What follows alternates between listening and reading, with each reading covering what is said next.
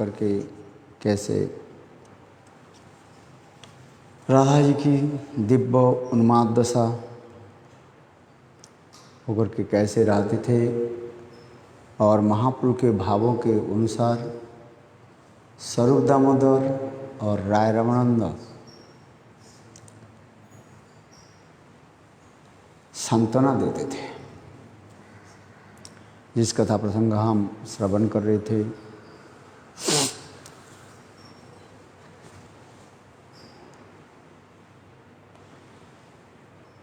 ये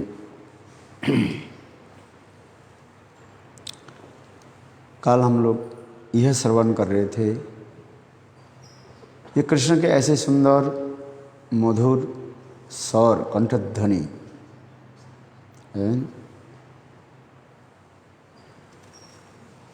जिस कंठध्वनि के द्वारा सभियों के चित्त को कैसे आकर्षित करते हैं। इसलिए हे सखी कंठेर गंभीर ध्वनि नवघन ध्वनि जिनी जार गाने कोकिल लाज पाए। तार एक श्रुति कने डुबाए जगत काने पुनः कान बाहुरिया न आए। ये कृष्ण की कंठध्वनि कैसे से है? नवीन बादल, बरसात के समय जब बादल छा जाते हैं और उस समय जो शब्द होता है, अर्थात वर्षा बारिश होने के पहले जैसे बादल और बादलों में टकराते हैं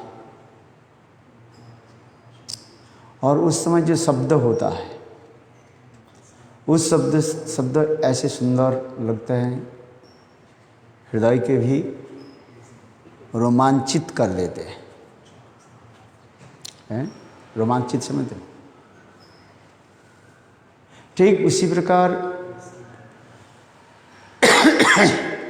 कृष्ण के गंभीर जो कंठध्वनि, जिस कृष्ण के कंठध्वनि कहते हैं, कोयल की भी सुंदर मधुर रव के भी वो तिरस्कृत करते हैं। तिरस्कृत समझते हैं? तिरस्कृत के कर अपमानित कर देते हैं, लज्जित कर देता है, डिफिटेड कर देते हैं, पराभूत कर देते हैं। तार एक श्रुति कने डुबाए जगत काने पुनः कान बाहुरी ने आए। ठीक उसी प्रकार कृष्ण के ऐसे सुंदर मधुर जो ध्वनि है, कौन सा ध्वनि? कंठध्वनि है, जिसके कान में एक बार प्रवेश कर जाते हैं और कभी बाहर निकलते ही नहीं।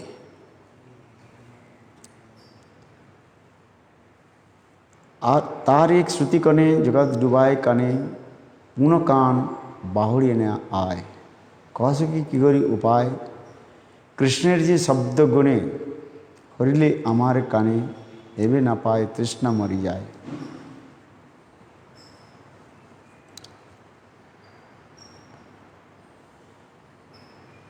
और कृष्ण के ऐसे सुंदर वाक्य, मधुर अमृत अर्थात मिष्ठ शब्द जो है, बोलने की इतने सुंदर मनोहर वाक्य जो है, ये सुंदर मनोहर वाक्य जिससे सुन करके चित्त हरण हो जाता है और ऐसे लगते हैं ऐसे वाक्य के बार बार सुनते रहे।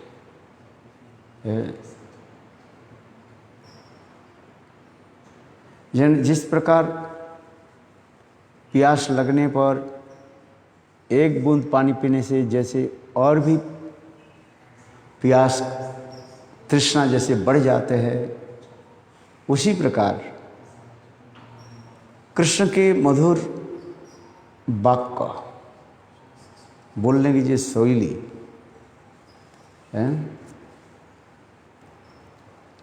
इतने मधुर है, जैसे बार बार लगते हैं वही कथा को श्रवण करते रहे। और तीसरी कह रहे हैं क्या, नुपुर किंकिनी ध्वनि हंस सारस जिनी कंकन ध्वनि चटके लजाए, एक बार जई सुने व्यापी रहे तार काने, अन्न शब्द से काने न जाए। ये कृष्ण की चरण में ये नुपुर किंकनी जो ध्वनि हंस सारस आदि ऐसे पक्षी आदि के जो कलरव जो है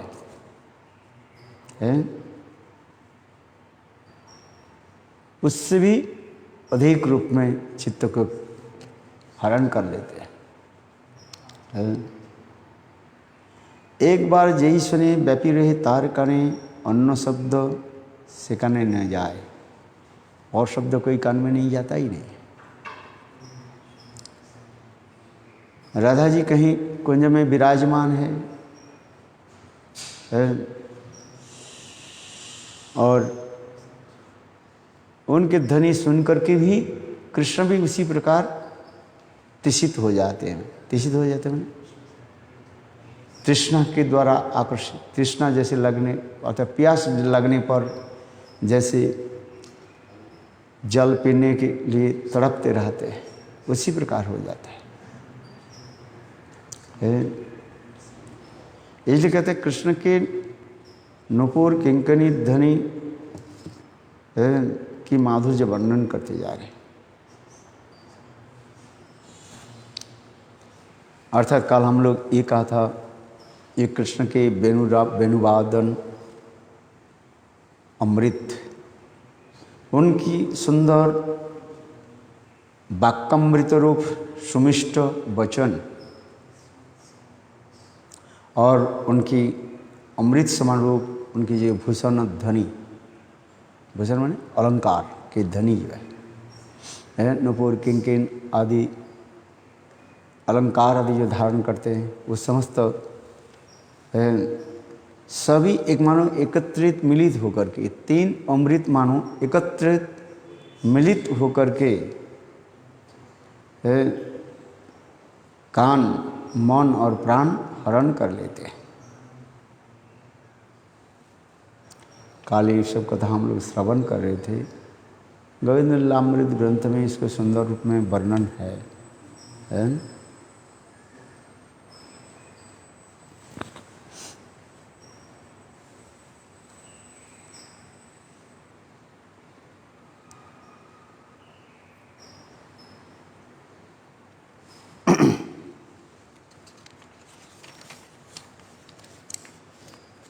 से मुख भाषित अमृत हईते परामृत, स्मित करुपुर ताहाते स्मित मिश्रित, शब्द अर्थ दुई शक्ति नाना रस करे व्यक्ति, प्रत्यक्षर कर्म नर्म विभूषित। से अमृतेर एक कर्ण कर्ण चकोर जीवन, कर्ण चकोर जिए से आसे, भाग्यवशे कभु पाए अभाग्य कभु ना पाए, ना पाइले मरमे प्यासे। ऐसे सुंदर कृष्ण के जो है मधुर जो भाषण बोलने की शैली और अमृत के भी पराभूत करने वाले हैं। और कृष्ण के ऐसे सुंदर मंद मुस्कान है, जिसको कहते हैं स्मित हास्य, मंद मुस्कान, मानो उसमें और एक कपूर की बूंद आ जाता है। शब्द अर्थ दुई शक्ति नाना रस करे व्यक्ति, प्रत्यक्षर नर्म विभूषित। से अमृतेर एक कर्ण कर्ण चकोर जीवन, कर्ण चकोर जिए से आसे, भाग्यवशे कहू पाए, अभाग्य कहू ना पाए, ना पाइले मरमे प्यासे। इसी प्रकार विरह दशा में महाप्रभु अपने भावों के व्यक्त करने लगे हैं। भाव साबल्य राधा रुक्ति कृष्ण कृष्ण लीला सुखी सही स्फूर्ति सही भावे पड़े एक श्लोक उन्मादेर सामर्थ्य सही श्लोकेर करे अर्थ सही अर्थ नहीं जाने लोग। ये विरह दशा में जन चैतन्य महाप्रभु अपने के राधा समझ रहे, मैं कौन हूँ, मैं राधा। अपना के राधा भावे करे अनुक्षण, अनुक्षण माने सर्वदा।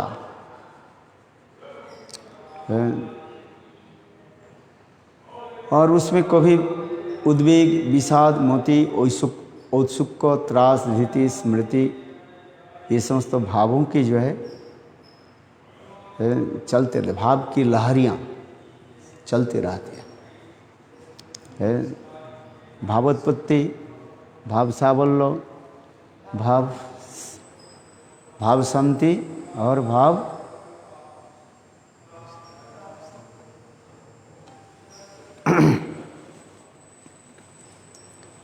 जिस प्रकार समुद्र में एक एक लहरियाँ उठती हैं, कभी कभी समुद्र शांत हो जाते हैं, भाव शांत कहा जाता है। समुद्र में कुछ समय के लिए 2-4 सेकंड के लिए स्थिर हो जाता है। फिर क्या कहते हैं, लहरियाँ उठती हैं, एक लहरियाँ चलती हैं, दूसरे लहरियाँ आगे पीछे चलते रहते हैं। फिर कुछ समय के बाद एक लहरियाँ दूसरे लहरियों के उछाल करके चली जाती हैं, उसे कहते हैं भाव साबल्य कहा जाता है। और भाव संधि, एक भाव दूसरे भाव के आकर साथ आकर के मिल जाते हैं, उसके भाव संधि कहा जाता है। जैसे जिस प्रकार समुद्र में एक लहरियाँ दूसरी लहरियों के साथ आकर के सम्मिलित हो जाते हैं, इसलिए उसी प्रकार महापुरुष के हृदय में ये समस्त उठने लगे। भावोत्पत्ति, भाव साबल्य और भाव शांति और भाव संधि, याद रहेगा 4।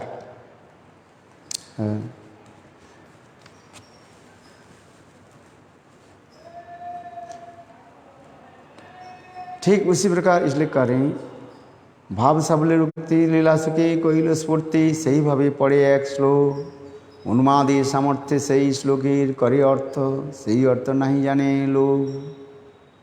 किमु कृणु उम कस्ब्रुम कुतः कृतम आमाशया कथयत कथम मान्नं धन्ना मोहो हृदयेश मधुरम मधुरम स्मेराकारे ननु उत्सवे कृपण कृपया कृपणया कृष्ण तृष्णा चिरतंग बत लंबने।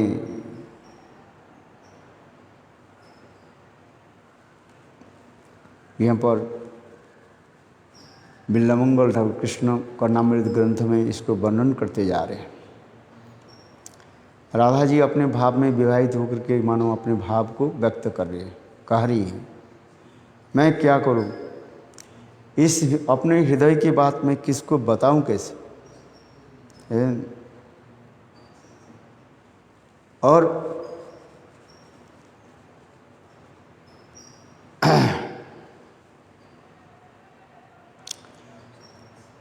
मेरे हृदय में जो सदा सर्वदा वो कृष्ण विराजमान है, इस कथा को मैं कैसे व्यक्त करूं।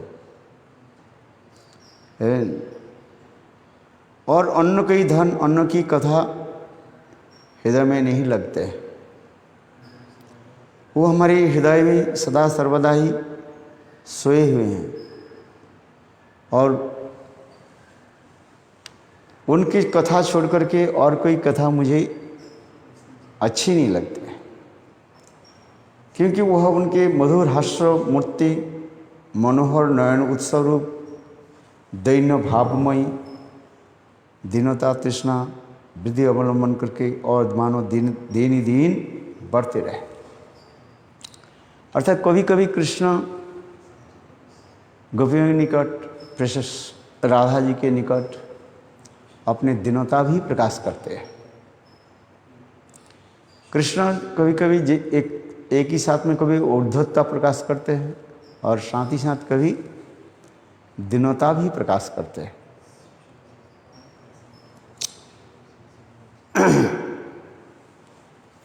इसलिए कह रहे हैं, यही कृष्ण विरहे उद्वेग मन स्थिर न है, प्राप्त पाए चिंतन न जाए, जेवा तुम्ही सखी गण विषादे बाउल मन, कार्य पूछे के कहे उपाय। कृष्ण विरह में चित्त क्या हो जाता है? उद्वेग हो जाता है। उद्वेग माने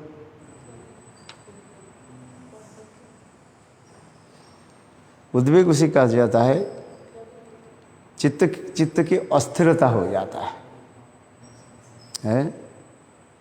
ये क्या करूं क्या नहीं करूं है, जिससे मन स्थिर नहीं रहता है। इसलिए कहते हैं उद्वेगे मन स्थिर नहीं। और कृष्ण प्राप्त चिंतन, और फिर कृष्ण मुझे कैसे प्राप्ति हो। साधक भजन की उसी प्रकार ही है, हमें भगवान और कृष्ण कैसे प्राप्ति हो है। मायाबद्ध होने के नाते जीव सांसारिक वस्तु प्राप्ति के लिए सदा सदा चिंतन करते रहते हैं। और क्या चाहते हैं हम संसार में है? संसार की सुख, संसार के चिंतन मन में रहते है। ठीक उसी प्रकार कृष्ण प्रेम प्राप्ति होने पर उसी प्रकार चिंतन रहते हैं, कृष्ण कहाँ मिले है, कहाँ जाऊँ कहाँ पाऊँ ब्रजेंद्र नंदन, कहाँ रे कोई व दुख, कहाँ करूँ कहाँ पाऊँ, कहाँ गले कृष्ण पाऊँ, कृष्ण बिना प्राण मोर जाए, यही हो जाता है। क्योंकि जड़िए उस दृष्टांत तो इसलिए दिया जा रहे हैं, उदाहरण इसलिए दिया जा रहे हैं, इस संसार में एक विषय में मत प्रमत्त होकर के जैसे रहते, विषय धावित मन विषय चिंतन आदि करते रहते हैं, यथा विषय धावित मन हो, जिस प्रकार विषय धावित मन होता है। और विषय धावित मन होकर के जब धावित होता है, अनेक प्रकार वस्तु आकर के चित्त मन को क्या कर देते हैं, और भी उथाल कर देते हैं। क्या करें, कहाँ जाए। विषय की तत्पर विषय जो संसारिक जो विषय है ये दुखदायी है, किंतु वो दुखदायी होने पर भी लोग उसके सुख मान करके दौड़ते रहते हैं। जिस प्रकार गाय हरी हरी घास देख करके क्या करते हैं, दौड़ते रहते हैं। ठीक उसी प्रकार विषय के मन क्या होता है, विषय के बाद धावित होता है। ये क्योंकि इस संसार की विषय हमें उसी प्रकार ले जाते हैं। आज माया भी उसी प्रकार के रचाया, किंतु माया क्या करती है, ऊपर से सुंदर हरी हरी घास दे करके सजा करके रखते हैं, और नीचे क्या करते हैं, मानो गंभीर कुआं जैसे गड्ढा जैसे खोद करके रखते हैं। है। और वही घास आदि खाने के लिए जब चले जाते हैं और फिर अंदर में वो फंस जाते हैं, फिर प्राण गवा देते हैं। श्रीमद् भागवत में ऐसी उदाहरण दे रहे हैं। ये हरी हरी घास क्या है? संसार की अनेक प्रकार जे सौंदर्य है, चाकचिक्य जिसको कहा जाता है, और उसके तरफ हम चले जाते हैं और उसी तरफ जाकर के हम अंत में सब गवा देते हैं। किंतु कृष्ण भजन में ठीक उसी प्रकार विपरीत उदाहरण देते जा रहे हैं। इसलिए ये उदाहरण इसलिए दे रहे हैं जी, कृष्ण प्राप्ति के लिए केवल ये चिंतन रहता है, ये कृष्ण कैसे मिले, इसलिए कह रहे हैं ये क्या करूं, कहाँ जाऊं, और कहाँ जाने पर कृष्ण मुझे प्राप्ति हो, और कृष्ण बिना प्राण मोर जी जाए। जब तक कृष्ण नहीं मिले प्राण निकलते जा रहे हैं। क्षणे मोर स्थिर है तबे मने विचार है, बोलिते होइल भावोद्गम। फिर भाव दूसरी भाव आकर के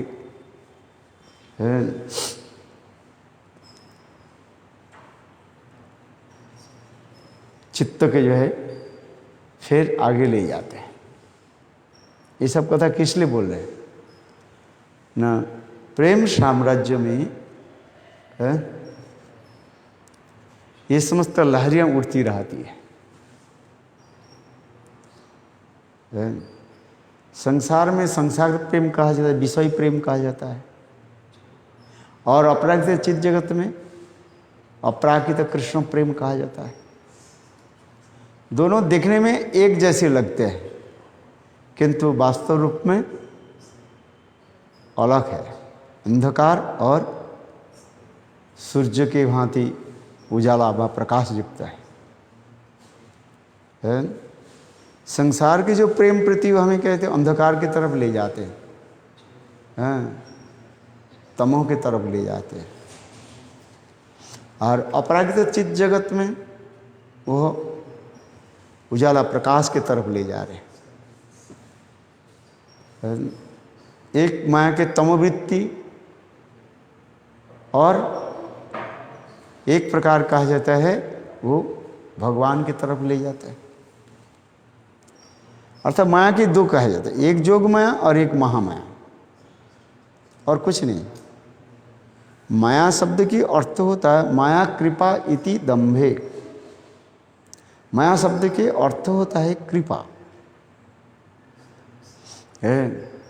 इस संसार में जीवों के लेकर के दंड देना माया के महामाया के कार्य है, ये भी कृपा है। क्या कृपा है? हम भगवत विमुख होने के नाते, समझ में, भगवत विमुख होने के नाते ये माया हमें दंड दे करके हमें सुधारते है। और जब भगवत उन्मुख हो जाते हैं तब जोग माया भगवत प्राप्ति के लिए हमें आगे लेकर के चलते हैं। और कोई इतना ही तक है बस। एक माया संसार की तरफ लेकर के दंड आदि दे जाते, और एक भगवान की तरफ लेकर के और भगवान की सेवा आदि कराते रहते हैं।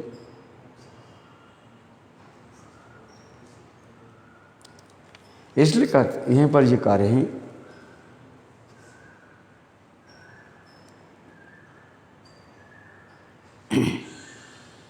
क्षणे मन स्थिर है क्षणे मने विचार है, बोलिते हईल भावो उद्गम। पिंगलार वचन स्मृति कराइल भावमती, ताते करे अर्थ निर्धारण। यहाँ पर पिंगला नाम की एक वेश्या की उदाहरण दे रहे। वो सारा रात दरवाजा के बाहर खड़ी रही, कोई एक धनी पुरुष आ जाए, आकर के उनके अर्थप दे दे, वह बाहर खड़ी रहे।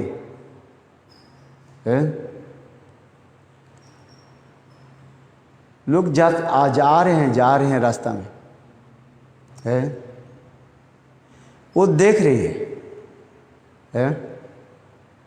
ये कोई ये ध्वनि आ रहे वो आ रहे हैं, किंतु ऐसे करते करते अर्धरात्र बीत गया। तो अंत में वो पिंगला वेश्या ने किया कि ना देखा क्या तो और कोई आने वाला नहीं है, तो उस समय वो समस्त आशा को त्याग दे करके अपने शयन कक्ष में जाकर शयन कक्ष में गई। तो उस समय कहते हैं क्या, आशा ही परमम दुखम नैराश्य ही परम सुखम। संसार की वस्तु जो है, आशा जो हम करते हैं वो दुखदायी होता है। जब हम सब कुछ आशा को त्याग दे करके एकमात्र गोविंद की सेवा में चिंतन करते हैं तो वो सुख होता है, सुखदायी होता है। इसलिए कहता है आशा ही परमम दुखम नैराश्य ही परम सुखम। आशा को जब त्याग दे देते हैं, किंतु बद्ध जीव होने के नाते आशा कहाँ त्याग दे दी है, वो बढ़ते जाते रहते हैं, उनकी कभी समाप्त नहीं है। जो करोड़पति है वो भी चाहते हैं और भी मिल जाए, सुख मिले, सुख के अनुसंधान के लिए वो चलते रहते हैं, किंतु उसे पता नहीं सुख कहाँ पर है। इसलिए कहा जाता है जिस प्रकार पिंगला नामनी वेश्या, यहाँ पर पिंगला वचन स्मृति कराइल भावमती ताजे करे अर्थ निर्धारण है। देखिए यही उपाय कृष्ण आशा छाड़ी दीते, आशा छाड़िले सुखी है मन। छाड़ी कृष्ण कथा अधन्न कह अन्न कथा धন্য जाति है कृष्ण विस्मरण।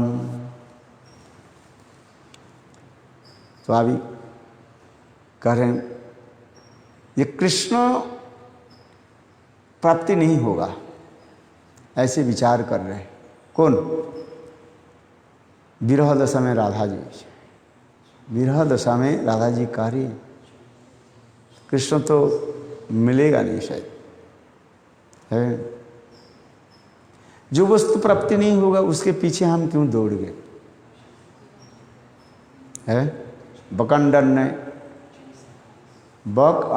बकंडन न्याय एक प्रकार न्याय होता है फिलोसफी कहा जाता है बकंडन न्याय, बकंडन न्याय है। तो उस न्याय के अनुसार ये सोचते हैं मुझे प्राप्ति हो, किंतु कभी प्राप्ति नहीं होता है।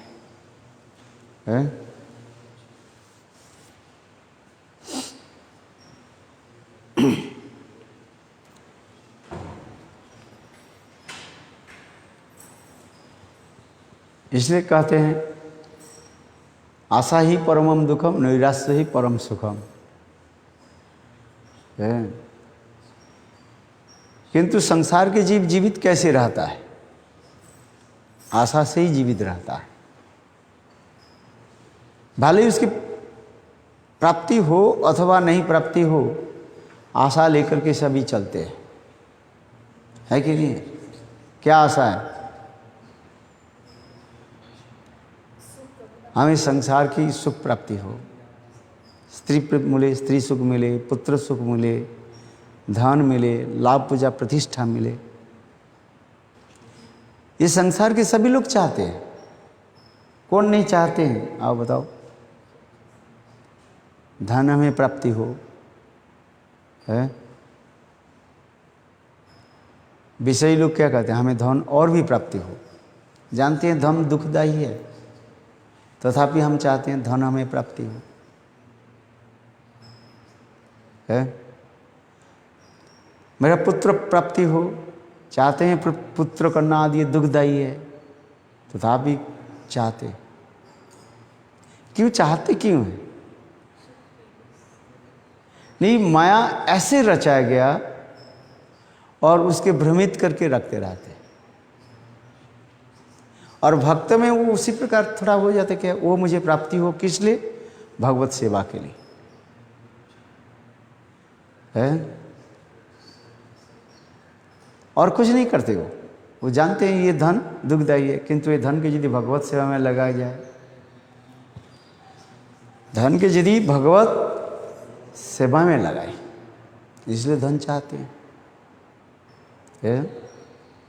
सुंदर मकान बन जाए, मंदिर बन जाए, किस लिए?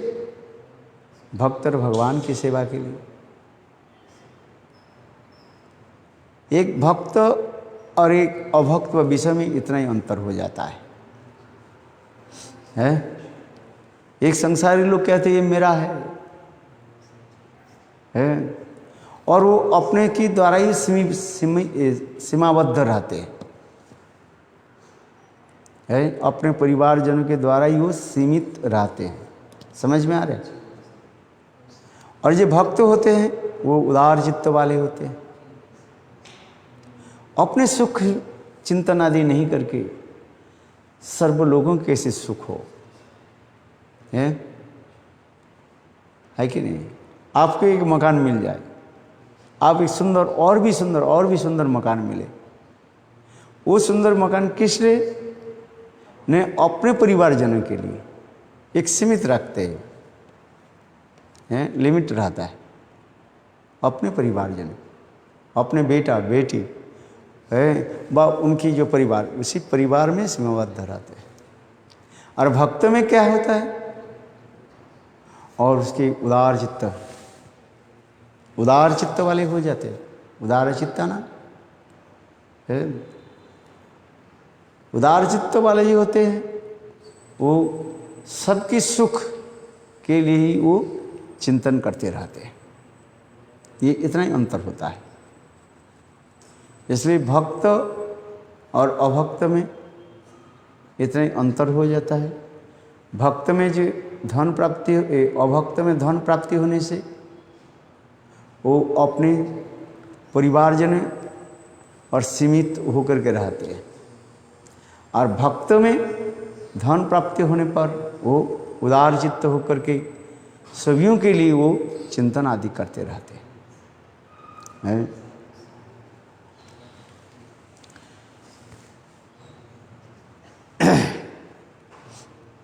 इसलिए लिखा, इसमें कहते हैं असाही परमम दुखम नैराश्यं परम सुखम। कौन बोल रहे हैं? पिंगला वेश्या की कला है। ये उदाहरण जो हम दे रहे, मैंने प्रभुपाद ने उदाहरण दे रहे हैं। भक्ति विनोद ठाकुर का अनुभाष्य में लिखा गया, अमृत प्रभा भाष्य में लिखा है, पिंगला वचनम स्मृति पिंगला वेश्या क्या कहें? असाही परम दुखम और नैराश्यं परम सुखम है। जैसे मैंने उदाहरण दिया, पिंगला वेश्या जो है वो धनी पुरुष के लिए सारी रात जगे रहे, किंतु उसके मिला ही नहीं। जब नहीं मिला तब ये शब्द करें, ये आशा छोड़ दिया जाए देख करके। और वो क्या कि पिंगल वेश्या ने जा करके अपने शयन कक्ष में सो गए।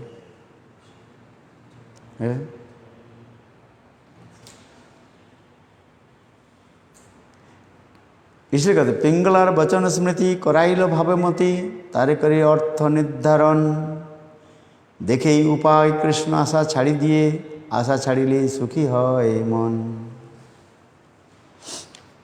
मानो कृष्ण विरह में श्रीमती राधिका है तो यही कहते जा रहे, कृष्ण मिलेगा नहीं है, वो नहीं मिलेगा।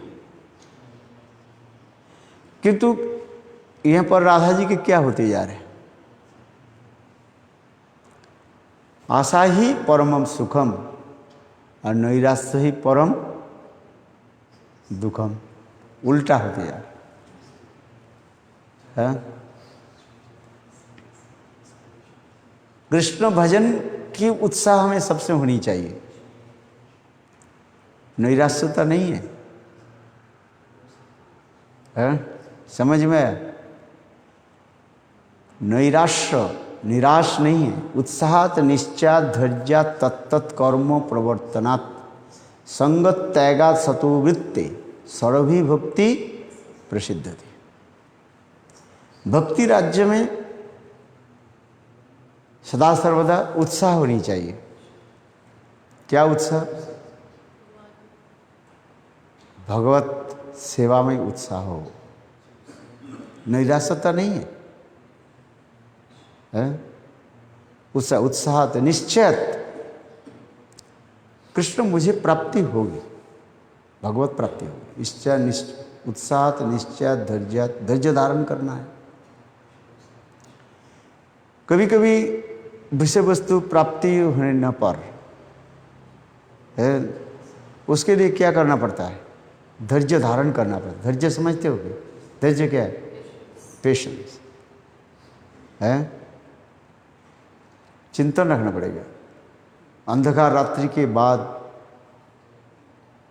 प्रातः काल आएगा है, यही चिंतन है। जैसे अंधकार रात्रि चलते रहा है, अमावस्या रात्रि, घनाघोर कुछ दिखाई नहीं पड़ता है, अंधकार रात्रि। तो अंधकार तो है ही, किंतु उस समय क्या करना पड़ता है? सूर्य उदय के लिए अपेक्षा करना पड़ता है?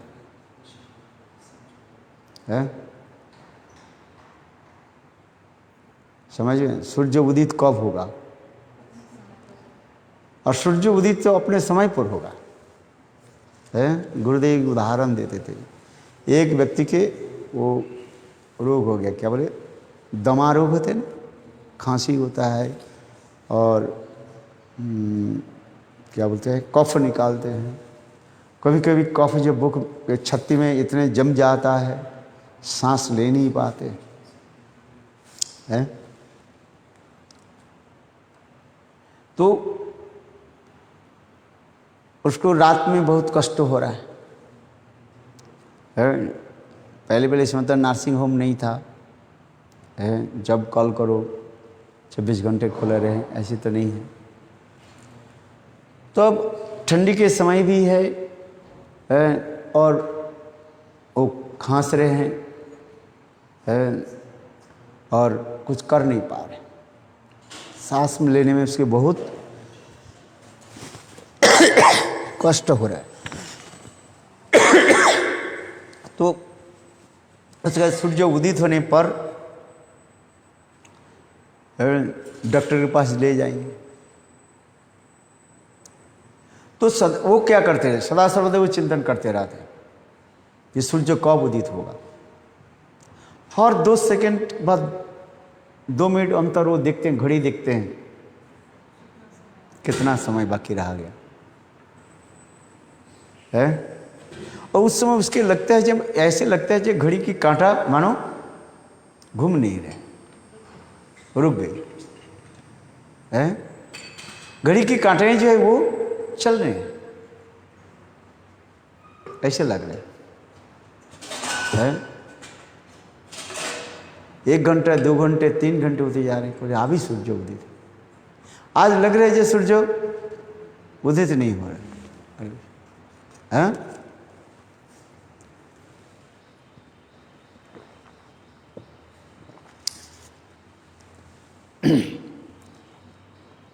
है कि नहीं?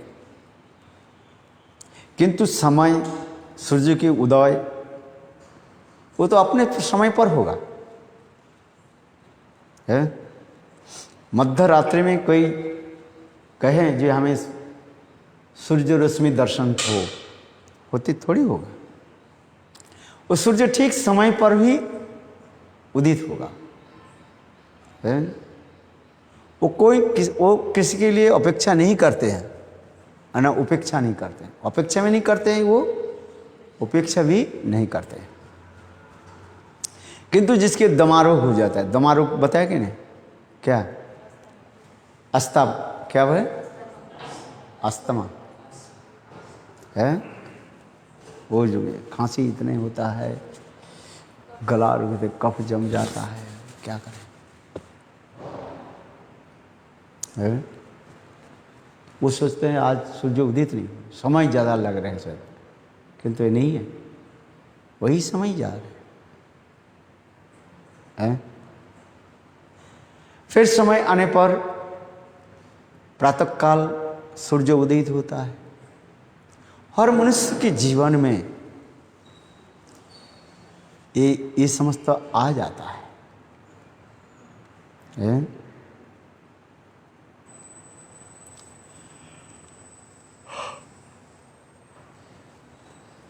इसलिए कहते हैं, जो राधा जी कह रही हैं, आशा ही परम सुखम। पहले कह रहे कि आशा ही परम दुखम, किंतु अभी कह रहे नहीं, आशा ही परमम सुखम। किस लिए? कृष्ण आएंगे,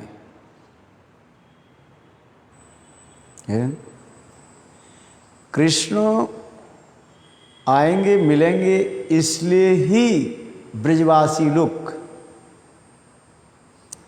अपने प्राण धारण करके रखे हैं। कि पूर्णमासी देवी यही कहते थे, कृष्ण सत्यवाक है। सत्यवाक माने सच बोलते हैं, झूठ नहीं बोलते। जब कृष्ण वृंदावन से मथुरा गए, उस समय जाने के समय कृष्ण इतना ही तो वचन दिया, ऐसे में परसों आज मैं जा रहा हूँ, काल कंस के वध करके परसों में लौट करके आ जाऊँगा, है? इतना ही तो कहा।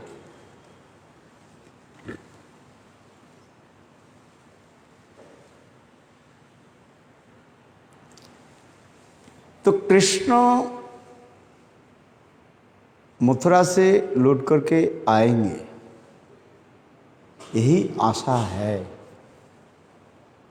किंतु ना जाने कितने साल चले गए, कितने वर्ष, कितने समय अतीबाहित हो गया, अभी तो कृष्ण नहीं आ रहे है। कि तथापि धैर्य धारण करना पड़ता है। फिर हम भक्ति राज्य में साधारण साधक के लिए इसे घटाए, ये तो राधा जी के लिए दिव्य उन्माद दशा है। साधक के लिए इसलिए करे उत्साहत निश्चयत, उत्साहत निश्चयत धैर्य धारण, धैर्य धारण करना पड़ता है। उत्साह निश्चयत धैर्यत तत्त कर्म प्रवर्तनात्। पूर्व आचार्य साधक जैसे उन्होंने भजन साधन किया, उसके हमें अनुकरण करना है, ये अनुसरण करना है। रूप सनातन आदि की भजन हमें स्मरण करना है? संगत त्यागत, असत्संग के हम त्याग दे दें, यहीं पर हम लोग अटक जाते हैं ना। हम एक ही साथ में सत्संग भी करने चाहते हैं और एक ही साथ में हम असत्संग भी त्याग नहीं दे पाते हैं, यही तो अटक जाते हैं। साधु संग भी करें और असाधु भी संग करें, ये कैसे होगा? है एक मेड़ में दो तलवार नहीं रह सकते। फिर अभी क्या करें? हम भजन भी करें, भजन करने की तो इच्छा तो है मन में, किंतु संसार की माया मोह कैसे त्याग दे? ये संभव नहीं हो रहा है। वास्तव जीवन की इतिहास है सबकी, है वास्तव जीवन की इतिहास तो इतने बताते जा रहे हैं। ततो दुस्संग उत्सृज्य, दुस्संग का हम कैसे त्याग दे दें? जो हमारे भजन के प्रतिकूल जो है दिखाई देता, फिर त्याग कैसे दे दें? ये भी होता है? भजन के जितने भी विरोधी वस्तु जो है, शास्त्र तो कहते हैं भजन की सारी विरोधी वस्तु के त्याग दो। भजन की विरोधी वस्तु क्या क्या चीज होता है? संसार के जितने माया मोह जो है, ये भजन की विरोधी हो जाता है। सबसे भजन की विरोधी वस्तु क्या चीज है? ये देह में जो जड़ देह में जो आत्मबुद्धि हम रख करके रखते हैं, ये सबसे जो है जड़ माने मूल जो है भजन विरोधी कहा जाता है? मैं शरीर नहीं हूँ, मैं आत्मा हूँ, मैं भगवान की सेवक हूँ, जीवे सर्वे कृष्ण नित्य दास। यही तो मूल तत्व ही है। किंतु इसके छोड़ कैसे दे? आत्मा की उपलब्धि तो आत्मा की उपलब्धि हम कैसे करें?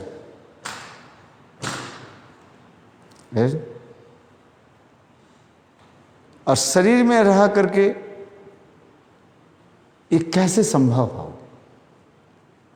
ये भी कहते जा रहे हैं। और शरीर नहीं रहे तो हम भजन साधन भी कर नहीं पाएंगे। कई प्रकार समस्या दिखाई जाता रहता है। जैसे हमारे शरीर है, इस शरीर के द्वारा हम कर रहे हैं कुछ, है कि नहीं है? शरीर है, इस शरीर के द्वारा हम कार्य आदि कर रहे हैं। चलो भगवान के लिए हम सेवा कर रहे हैं, रसोई बना लिया, ठाकुर जी के लिए रसोई बना रहे हैं।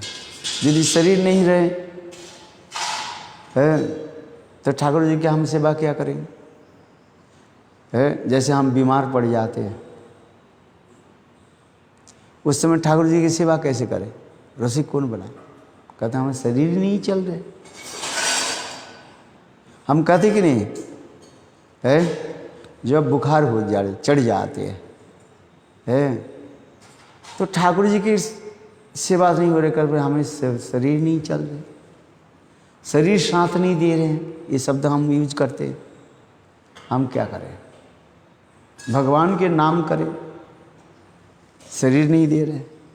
फिर उसके तरह अच्छा शरीर तो दे रहे हैं, कोई मन नहीं दे रहे है?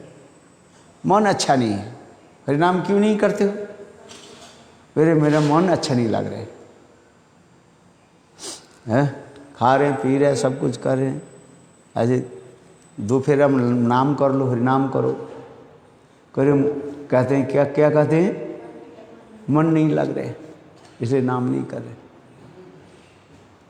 कि शरीर इसके बाद मन आ जाता है? शरीर दिखाई पड़ता रहता है किंतु मन तो दिखाई नहीं पड़ता रहता है।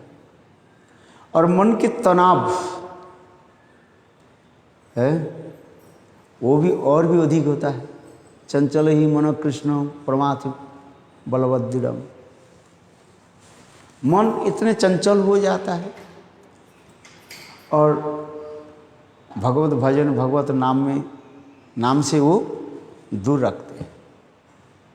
विषय कथा विषय आदि चिंतन में मन में अच्छा लगता है किंतु अच्छे नहीं लगते, है कि नहीं? बताओ है? विषय काम में कितना अच्छा लगता है? लगता है और भी समय मुझे प्राप्ति हो जाए, किंतु भगवत नाम भगवत कथा आदि श्रवण में लगते नहीं है। इसलिए कहते नहीं उत्साह निश्चय असत्संग त्याग, उत्साह निश्चय धैर्य तत्त कर्म प्रवर्तना संग त्यागात, असत्संग को त्याग। वे असत्संग के मूल हो जाता है क्या? स्थूल देह में आत्मबुद्धि, यही होता है असत्संग की मूल, जड़ कहा जाता है। जड़ समझते हो? सोर्स, जो कुछ भी है। कठिन है कि नहीं? जितने कठिन है उतने भी सरल भी है। कैसे करे शरीर है? सबके चिंतन इसी प्रकार ही है। जो थोड़े बहुत भजन में रुचि रखते हैं वो चिंतन करते रहते हैं, मैं क्या करूं?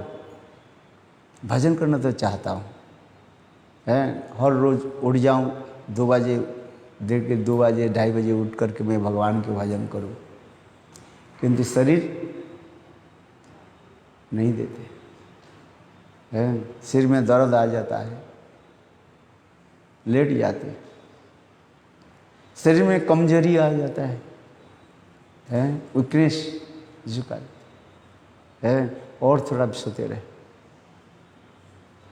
तो ये समस्त शरीर और मन के लेकर के ही हम चलते जा रहे हैं। उसके ऊपर कैसे है? आत्मा की वृत्ति कहा जाता है। इसमें तो 3 तत्व ही बताते जा रहे हैं, एक शरीर तत्व, एक मन तत्व और तीसरी आत्मा तत्व। आत्मा तत्व की अनुभूति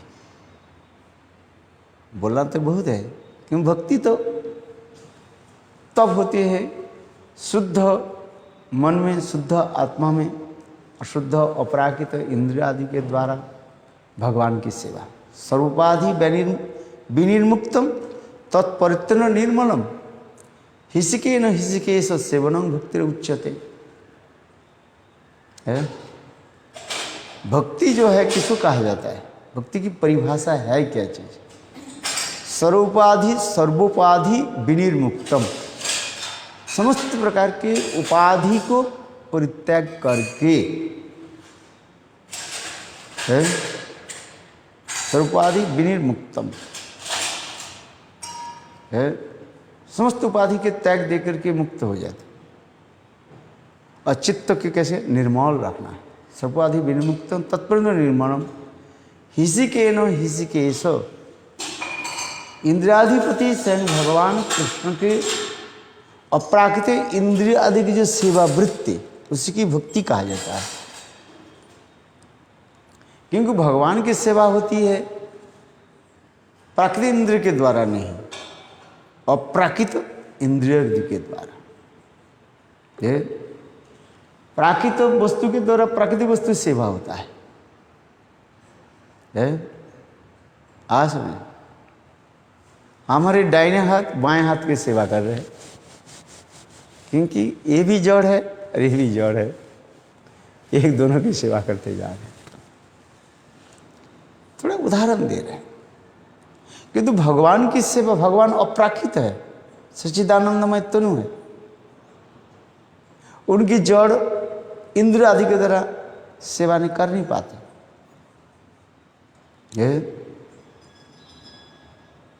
एक सर्वोपाधि विनिर्मुक्तम तत्परित्र निर्मलम हिसिकेन हिसिकेश सेवनम भक्ति उच्यते। यही तो भक्ति के उधर परिभाषा दे रहे हैं। तब हम भक्ति कैसे करें?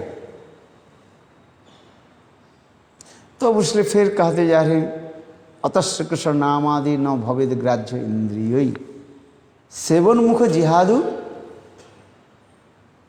सेवनमुख वृत्ति हो जाए।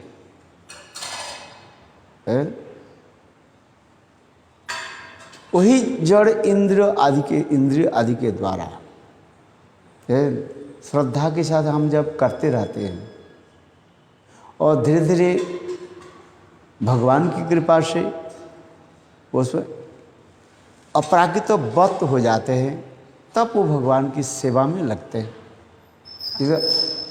अपराकृत वत, अपराकृत नहीं होते, अपराकृत भांति हो जाते। इसलिए तो अतः श्री कृष्ण नामादि न भवेद ग्राह्य इंद्रिय सेवन मुख ही जिहादो। सेवनमुख वृत्ति जब हो जाते हैं, एक भगवान वृत्ति और एक सेवनमुख वृत्ति, है, दो वृत्तियाँ कहा गया है। जब अपनी इंद्रिय सुख के लिए होता है उसके कहा जाता है भोगोन्मुख वृत्ति कहा जाता है। समझ में आ रहे है क्या बोला? भोगो उन्मुख वृत्ति, भोगोन्मुख वृत्ति है। और होता है सेवा उन्मुख वृत्ति, मैं भगवान की सेवा करूँगा। ये सेवनमुख वृत्ति जब आ जाता है और उस सेवनमुख वृत्ति के द्वारा जब भगवान की सेवते हैं तब उस समय भगवान की नाम रूप गुण लीला आदि की स्मरण और स्फूर्ति प्राप्त होती रहती है। इसलिए कहते हैं अतः से कृष्ण ये अतः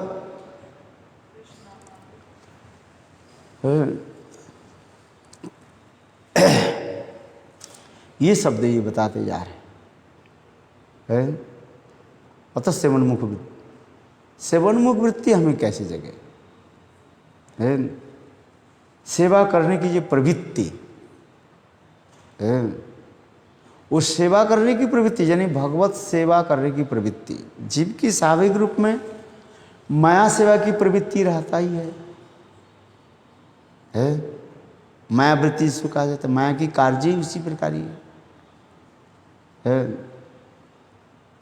काम क्रोध के दास होकर के रखती है कौन? माया देवी। काम क्रोधे दास या सदर तारलाधिकाय भ्रमित भ्रमित यदि साधु वैद्य पाए तार उपदेश मंत्रे पिशाची पलाए। इस प्रकार संसार में जी भ्रमण करते करते सदगुरु रूपी वैद्य प्राप्त करते हैं, उनके उपदेश रूपी मंत्र दवाई इसको कहा जाता है ग्रहण करते हैं। उपदेश रूपी मंत्र के साथ ही साथ क्या होना चाहिए? उसके परहेज भी होना चाहिए है। वैद्य जो है दवाई तो दिया कि उसके परहेज नहीं मिला तो वो दवाई भी ठीक से काम नहीं करेगा है। ऐसे जैसे ही अदरक लो गला ठीक हो गया, कहते इसके अदरक के साथ क्या लेना चाहिए? पर है शहद मिलाओ। शहद ने केवल अदरक ले रहे हो तो वो भी काम नहीं करता है कि नहीं? तो अदरक के साथ क्या दिया गया है? उसके भी जो क्या बोले इसके सब्सिडी जो है लेना पड़ता है कि नहीं? जैसे वो क्या बोले गले में कफ जम जाने से जो हम ये बनाते क्या बनाते हैं? ये मोदक बनाते हैं। मोदक समझते हो? चश्मे अदरक के रस मिलाया है, हनी डाल दिया है, शहद डाला और क्या डाल दिया? वो काली मिर्च डाला है। और क्या क्या चीज़ डालते हो हैं? अदरक, काली मिर्च, शहद, ये तीनों आपको मिलाया है। मिला के ऐसे करके चाटने लगे तो गले के साथ भाई क्या बोले जिहा के साथ आ जाएगा है। तीन वस्तु यदि नहीं हो आपकी जिहा में साथ नहीं आ रहे है कि नहीं है? अर्थात कहने की तात्पर्य है सद वैद्य की तो उपदेश भी लिया हमने, किंतु उस उपदेश के पालन की और असत्संगत क्या बोले जो नियमावली बताया गया उसके भी लेना पड़ता है। जैसे हम कहते हैं नाम के द्वारा सबको तो होता है नाम के द्वारा जीव की समस्त अनर्थ विनाश होता है। ये तो एक शब्द में कहा गया, बात सत्य है? हरेन नाम हरेन नाम हरेन नाम ही केवलम करो नास्तव नास्तव गतिरन्न था है। लिख करके चाटने से हो जाएगा क्या बताओ? हरेन नाम केवल रटने से नहीं होगा और नाम करने भी से नहीं होगा। उस नाम के साथ ही साथ नाम की जो अपराध के प्रति हमें ध्यान रखना पड़ेगा है कि नहीं? नाम के द्वारा सब कुछ होगा ये सत्य है, इसमें कोई संदेह नहीं है, ये त्रिसत्य सत्य तो है। किंतु नाम ग्रहण की प्रणाली तो बता रहे हैं, नाम अपराध छोड़ करके है। सदवैद्य उपदेश दे क्या, हरिनाम करो। महाप्रभु ने जैसे कहा, कलिकाले नाम बिना नहीं आर धर्म, सर्वशास्त्र यही सार मर्म। समस्त शास्त्र की सार क्या है, हरिनाम। किंतु हरिनाम कैसे करना है वही तो दिखा रहे हैं। चेतो दर्पण मार्जनम भवो महा दावा निर्वापनम श्रेय कैव चंद्रिका वितरणम विद्यावधु जीवनम आनंदमुदि वर्धनम प्रतिपदम पूर्णामृता साधम सर्व आत्म समर्पणम परम विजयते श्री कृष्ण संकीर्तनम। नाम संकीर्तन के द्वारा तो होगा, किंतु ये नाम संकीर्तन की प्रणाली क्या है उसके है। नतिनादपि सुनीचेन तरोरिव सहिष्णुना अमानिन मानदेन कीर्तनीय सदा हरि। ये तो कहते जा रहे, तिनादपि सुनीच तरुव सहिष्णुना अमानिन मानदेन कीर्तनीय सदा। ये तो चार व्यस्त दे दें। नाम के द्वारा सब कुछ होगा, किंतु नाम ग्रहण की प्रणाली ये बता रहे हैं, सभी जानते हैं है। तो पहले आगे त्रिनाद भी कैसे, त्रिन से भी अधिक है, दीनहीन कैसे बने, बोलने से थोड़ी हो जाता है। कोई कोई थोड़ी समय के लिए भी आ जाता है दीनहीन, और फिर वो दीनहीनता चले जाते हैं। आता है कि नहीं कभी कभी है। सुन लिया साधु मुख से, गुरु मुख से सुना, उस समय कुछ समय तक रहा, फिर समय आने पर अपने विक्रम हम दिखा देते हैं है नहीं? वो स्वभाव छोड़ नहीं पाते।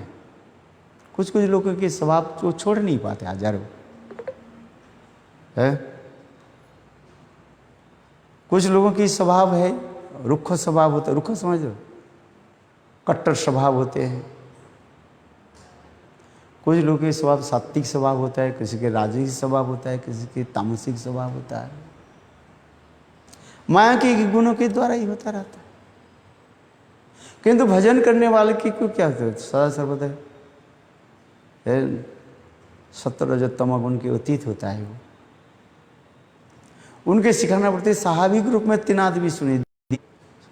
वो कम शक्तिवान होने के नाते घास जो है वो दब जाते हैं, तथापि हमारे पैर के नीचे क्या करता है, वो चुपते हैं। बोले मुझे क्यों दबा रहे हो भाई,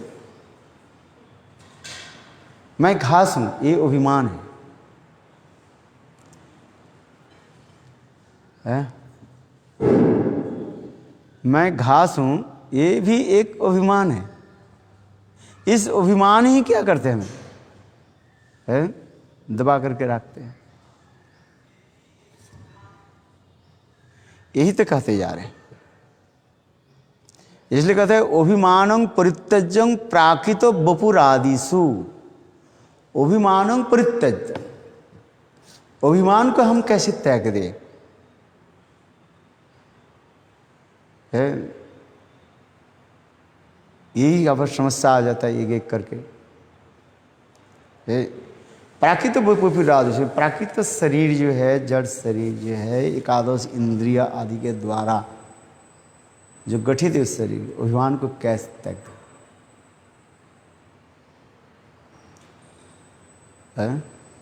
साधक की इसी प्रकार चिंता होता है। इसलिए तो तिनाद भी बोलते दिया, चेतो दर्पण मार्जनम। भगवत नाम के द्वारा चित्तरूपी दर्पण क्या होगा, परिमार्जित होगा, साफ होगा। नाम हम कैसे करें, नाम को ग्रहण की प्रणाली फिर बता रहे हैं महाप्रभु ने। तिनाद भी सुनी तरुव सुना, समझ में आ रहे कि नहीं है। तिनाद भी सुनी तरुव सुनो अमानिनो मान देनो। अभिमान को कैसे त्याग दे है। देहाभिमान आ रहे हैं। जैसे फिर हमें उदाहरण दिया, जैसे घास के उदाहरण दे रहे हैं यहाँ पर। घास में भी एक उदाहरण हो रहा है, घास के दबाया गया, कैसे दे, पैर आप रख दिया, घास नीचे हो गया। घास क्यों नीचे हो गया? वो कम बलशाली है। यदि लोहे के एक बाज वो क्या बोले कांटे होते हैं ना, उसको दबाओ तो तुम्हारे पैर को छेद करेगा, वो दबेगा थोड़ी है। कभी कि हम जूता पहन कर चलते हैं ना, कुछ कांटे जो है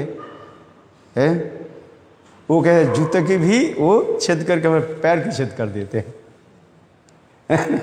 देखा है कि नहीं?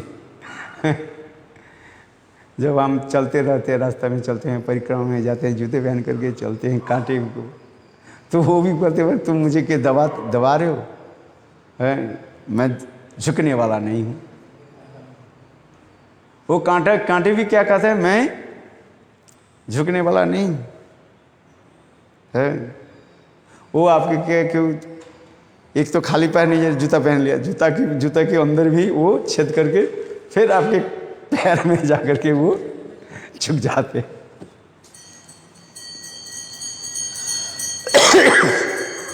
है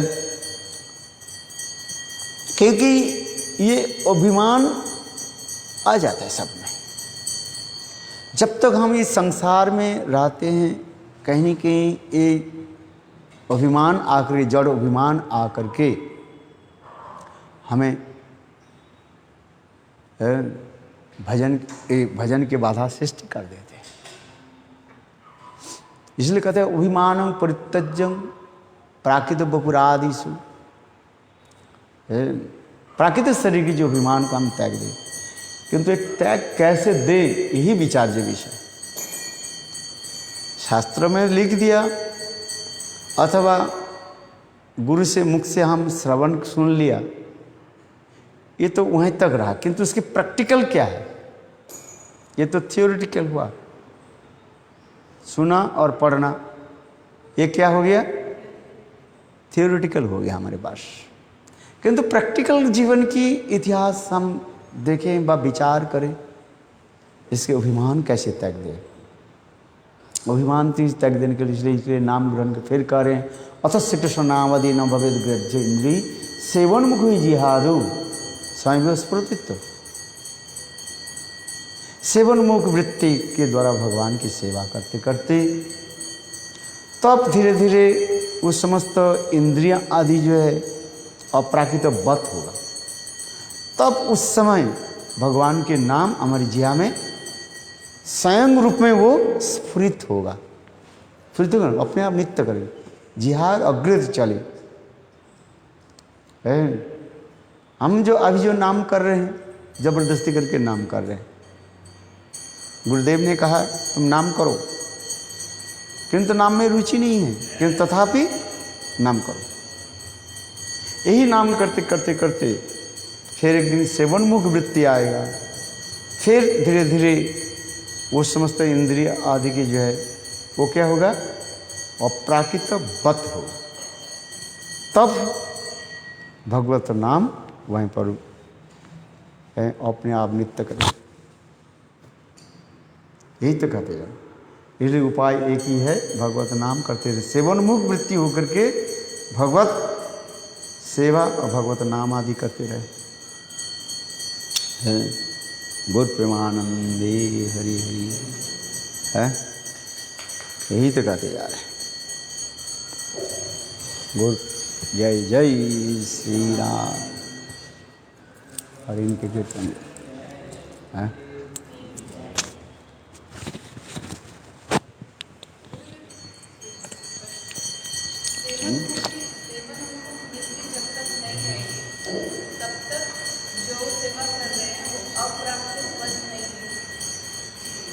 आप उसको आरोप कर रहे हैं ना, आरोप करते जा रहे हैं।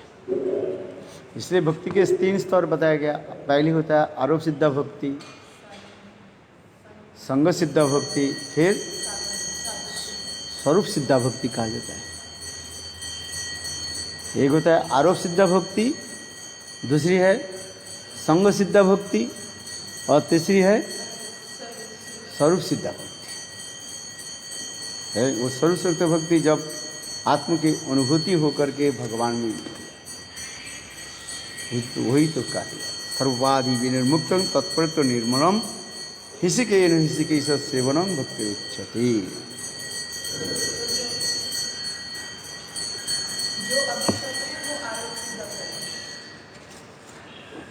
किसी का आरोप सिद्धा हो रहा है, किसी के संग सिद्धा हो रहा है, किसी के स्वरूप सिद्धा हो रहा है, जो जैसे करते जाए हैं।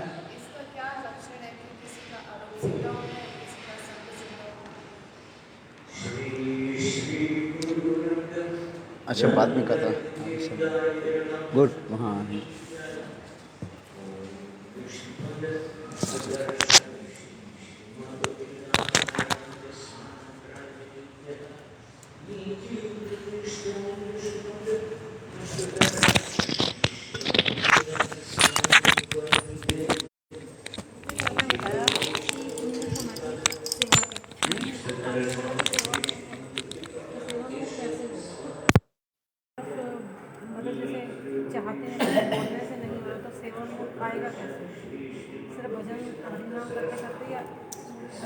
केवल हरिनाम नहीं, आप बहुत भगवत सुंदर नाम के नाम रूप गुणला जो भी करें सेवन मुक्त मैं भगवान की सेवा करना है, ये वृत्ति के नाम सेवक मुक्त। अब अभी हम कर नहीं रहे, लेकिन ऐसा मान रहे हैं कि हम भगवत भजन कर रहे हैं, मतलब सेवा कर रहे हैं। अभी हो तो नहीं रहा, लेकिन मान रहे हैं ऐसा, तो ये आरोप में आ गया। आरोप आरोप में कितने जन्म लग जाता है। एक जगत के लोग थोड़ी करते हैं, एक जन्म तो आगे आरोप तो आए तो क्या जाना इतना सहज नहीं होता। कितने जन्म लग जाते हैं, कोई कर्म मार्ग में जा रहा है, कोई गण मार्ग में, कोई देख दीजिए पूजा आदि करने क्या किंतु कम से कम मार्ग पर रास्ते में तो आ गया। आज ट्रेन कहाँ चलती है आप बताओ? पटरी पर ही चलती है। ट्रेन कहाँ? ट्रेन समतल भूमि में नहीं चलती। चलो आपकी कार चल जाए और क्या बोलते हैं मोटरसाइकिल चल जाए और क्या साइकिल चल जाए, किंतु ट्रेन पटरी पर ही चलेगी। आज समझ में ये तो उदाहरण है। ट्रेन जो चलती है वो पटरी के बिना नहीं चलेगी। कम से कम पटरी पर तो आया। हमसे पटरी पर तो आ गया आगे ये तो समझ आया कि करना है ये। फिर और एक होता है इसके ऊपर हवाई जहाज आ जाता है। हवाई जहाज किसके ऊपर चलते हैं? जमीन पर नहीं चलते, हवा में है। हाँ थोड़ी समय के लिए हवाई जहाज जो है जमीन पे चलता है, जमीन पर, वो भी उसके जो है क्या बोलते हैं गति देने के लिए रनवे ट्रक के ऊपर चलते हैं। और फिर वहीं से लेकर के जब ऊपर चलता आग ऊपर चलते, वो जमीन की छोड़ करके ऊपर पूरा टेक ऑफ है। और उसके आगे जो रॉकेट कहाँ पर चलती है? सीधा 1.8। जब आपने बोला ना हम भक्ति करते हैं तो उसमें आशा होनी चाहिए। भक्ति करते समय हमें आशा होनी चाहिए, निराशा नहीं होनी चाहिए कि हम जब करते हैं हरिनाम कथा तो भी ऐसा लगता है ना अंदर से अच्छा कुछ नहीं हुआ है, अब हरिनाम अच्छे से नहीं हो रहा है, कथा श्रवण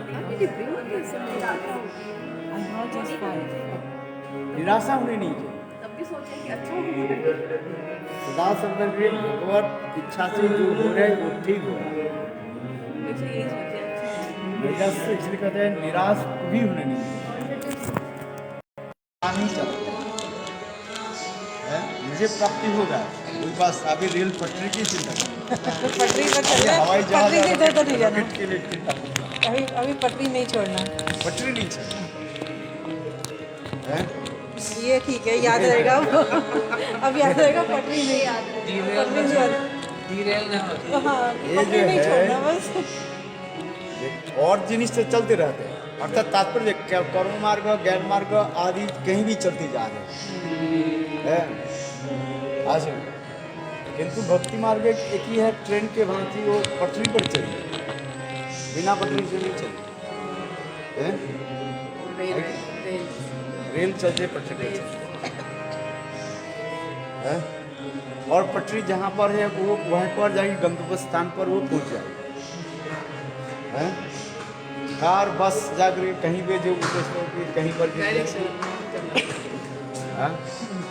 उनकी कोई लेकिन गुरुदेव जैसे पटरी को अगर हमने पकड़ लिया लेकिन ट्रेन में नहीं बैठे, वो भी दिक्कत है। खाली पटरी पकड़ के मतलब हमें ट्रेन को भी साथ में रखना है, तो उसका आशीर्वाद भी चाहिए ना। ट्रेन में तो बैठे हुआ है वो तो कहने के ट्रेन में तो आप तो बगी पर बैठी हुई, आप तो बगी पर बैठे हुए हैं, अपने सीट पर बैठे हुए। मतलब गुरु आश्रय पदाश्रय दे दिया तो वो तो हो गया। मतलब बोगी में तो है, आप पटरी नहीं मैंने छोड़ना। उदाहरण दिया ना, मैं एक बार नवद्वीप से जब आ रहे थे आज से बहुत साल पहले की बात, यानी कि दिसंबर के महीने था, ठंडी पड़ गया, बर्फ पड़ गई, थोड़ा मैं ये करने लगा। कानपुर में आकर के अनाउंस हो गया यहीं से मथुरा नहीं जाएगी है, आज नहीं। और हमारे पास 4-5 किताब की मैं लेकर के आ रहा था, सामान है, मैं अकेला था। अभी इसको लेकर के मैं कहाँ जाऊँ, उतरे कहाँ तो वहाँ पर प्लेटफॉर्म में उतर करके कहाँ जाएंगे, इसलिए कहते हैं जैसे है यहीं पर बैठी रहे, ट्रेन में बैठी रहे। जब चले और 1 घंटे के बाद फिर अनाउंस हो गया ट्रेन जा रही है, और चले गया।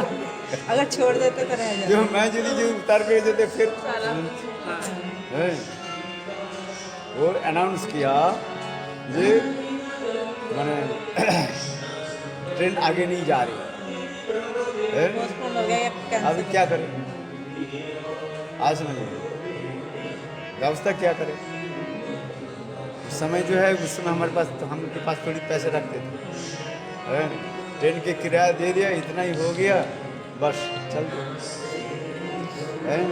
कलकत्ता में वो लोग किताब की बंडल इतना रख दिया है, 4 इतना ही था, एक 30 किलो 35 किलो रख दिया, चल जा रहे। और कानपुर में आकर के अनाउंस हो गया ट्रेन आगे नहीं जाएगी। क्या अब बैठे रहे, पड़े रहे, तो हम सब लोग उतर गए हैं, मैं कहाँ जाऊँ, बैठे रहे। इस समय धैर्य आशा का जगह क्या होता है आगे, या अर्धरात्रि है, रात्रि में कहाँ जाए, क्या करे, क्या है? और ये 4 पेटी को ले करके क्या करें। एक पेटी है तो कैसी भी हो जैसी है, बैठे देखेंगे, कल रात को देखेंगे, सुबह हो जाए देखा जाए ये से होगा इच्छा है। फिर 1 घंटे के बाद अनाउंस करेंगे ट्रेन चलना शुरू कर दिया। हमारे लिए सही है। हाँ? तो इसलिए कहा ना भाई, ट्रेन में बैठे रहो तुम है? और ट्रेन तो पटरी भी ही चलेगी ना है? बास हो, कार हो, घुमा करके कहाँ ले जाए कोई बता नहीं कब जा रही। जीवन में उसी प्रकार भक्ति रूपी ट्रेन के पटरी में बैठे वैसे बैठ के है कि नहीं, भजन करते रहो। हमारे आरोप सिद्धांत की संग सिद्धांत सब सिद्धांत उसकी चिंता ना करके सब अपने आप हो जाएगा। भजन करते रहो, होगा, सब होगा। जो हो रहा है वो ठीक होगा, क्या करना, सोच ईश्वर के भी इच्छा कुछ है।